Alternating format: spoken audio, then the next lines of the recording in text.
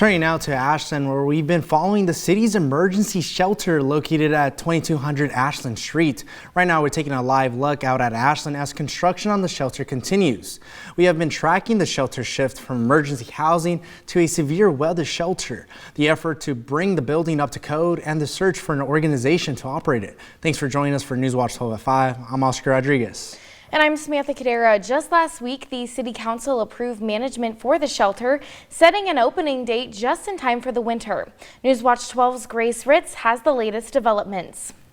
Behind me is 2200 Ashland Street, a building currently under construction to stand as an inclement weather shelter in Ashland with 32 beds. Now, as you can see behind me, there is a large black gate surrounding the entirety of the building due to the construction, but this gate is going to have to come down within the next week or so as the shelter is set to open on December 1st. Because the council has been very clear that they want to provide a good experience for those using the service, and so making sure that who we're partnering with is able to run it effectively and efficiently and be respectful of that. The city bought the land in 2023 and has spent months getting the building up to code.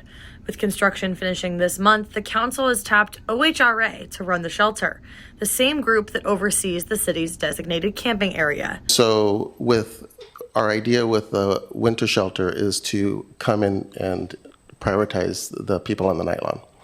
And then as we're finishing up the season, keeping rooms open as people are leaving the Aura shelter and prioritizing people coming out of 2200. At the meeting, City Manager Sabrina Cotta noted the partnership comes at a low cost to the city, saving funds for other potential weather impacts later in the year. Has $100,000 to use for the winter shelter, and we're contributing $30,000 for that. So our total estimated cost for it is $130,000. I reached out to OHRA and the Ashland Emergency Coordinator to try and get a tour inside the building and see where construction is at, but I have not heard back yet.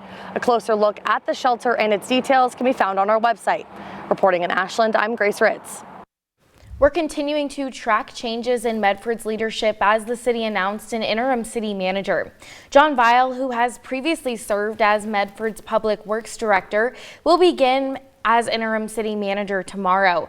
This comes after current city manager Rob Field announced his sudden resignation last week, with today being his last day. Weil was selected for his more than 3 decades for public service experience in Oregon, including with Jackson County and Oregon Department of Transportation.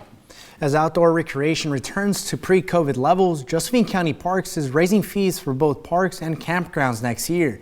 Fees will go up on January 1st, with annual passes increasing by $5. Single-day parking passes will also increase to $10 beginning April 1st.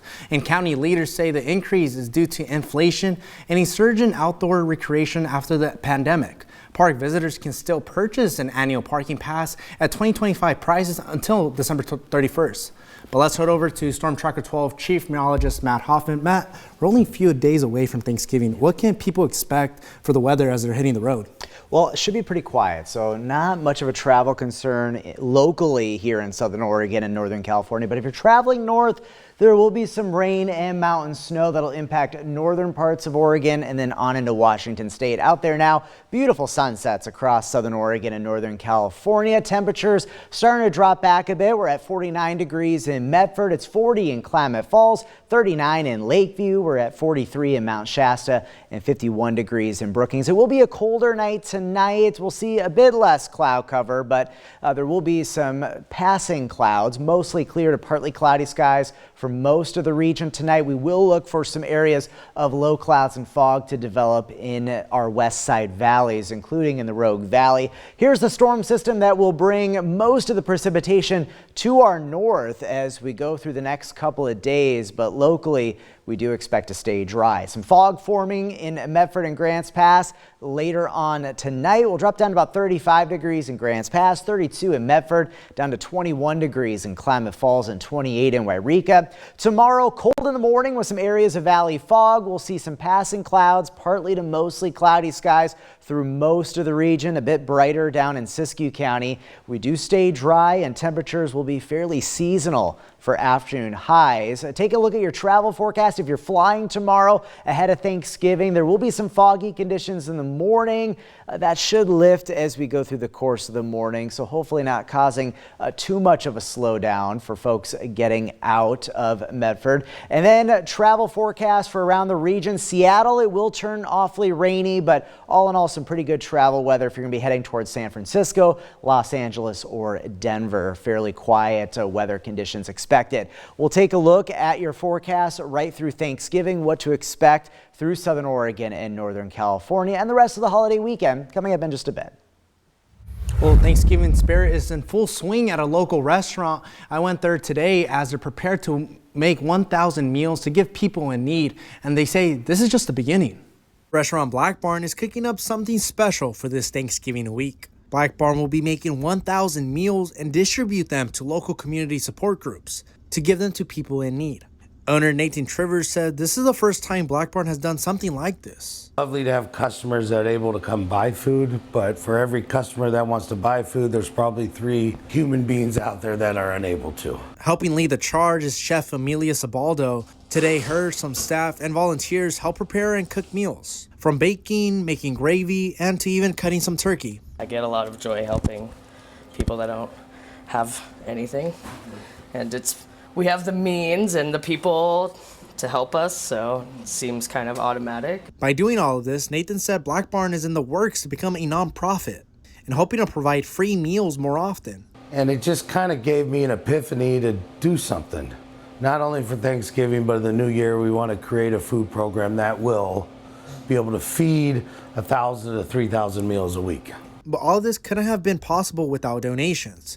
Nathan says about 95% of food has been donated from several organizations. This is a good plateau of something that could actually make a change. From Jacksonville, I'm Oscar Rodriguez. Tomorrow, Black Barn will, with the help of volunteers, will package all of those meals. Newswatch 12 will be there tomorrow and will have continuing coverage. In a developing story, Oregon Department of Agriculture is announcing new rules for equine facilities in response to concerns about a deadly horse virus that's impacting multiple states. These rules are leading the Jackson County Expo to implement a new check-in process to allow safe operations in this process. Individuals can sign up for personal riding sessions at the gate to isolate the arena. For closed group practices, the practice organizer must complete a check-in form and turn it in to the Expo operations. And the Expo says check-in procedures will help monitor hygiene and health to ensure a fast response in event of an outbreak. ODA asks all riders to stay alert and to their animals' health and tell staff of any concerns. And several Western U.S. senators are calling for emergency funding for wildfire recovery on federal lands, including here in Oregon, U.S. Senators Ron Wyden and Jeff Merkley.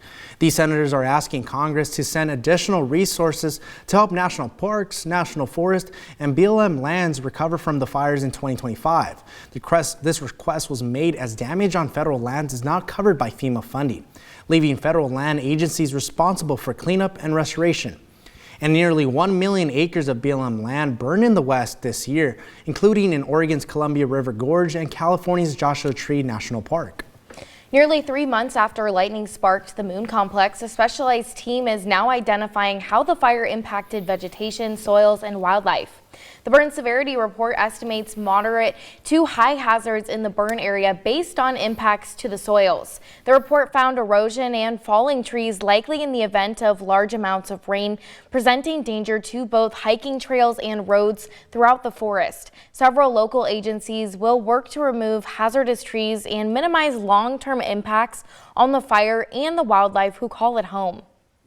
And Ashland is just 4 days away from one of its biggest traditions of the year. The city is getting ready for the annual Festival of Light, which is now in its 33rd year. Thousands of lights will fill the plaza this Friday as Santa leads the march at 5 p.m., followed by the grand illumination this year. The city of Ashland says there will be new events each weekend, from Caroline to special appearances from Santa. And Klamath Falls is also gearing up for winter fun with events ranging from the city tree lighting to the snowflake parade. The celebrations start next Monday with the Klamath Falls tree lighting at Klamath Commons, and on December 4th, the Snowflake Mile steps off at 6:30 on Main Street, followed by the 41st Snowflake Festival parade at 7. And we're continuing our annual Stuff the Truck campaign where we fill an entire semi-truck with groceries to be donated to local food pantries. Well, we now have reached more than 2,700 bags of groceries, but we still need almost 4,000 more to reach our goal. If you want us to help stuff the truck, all you have to do is visit any Ray's food place and buy a $25 bag of groceries at checkout. Then we'll make sure those donations go to local families. But you can also head over to kdrv.com to make a monetary donation.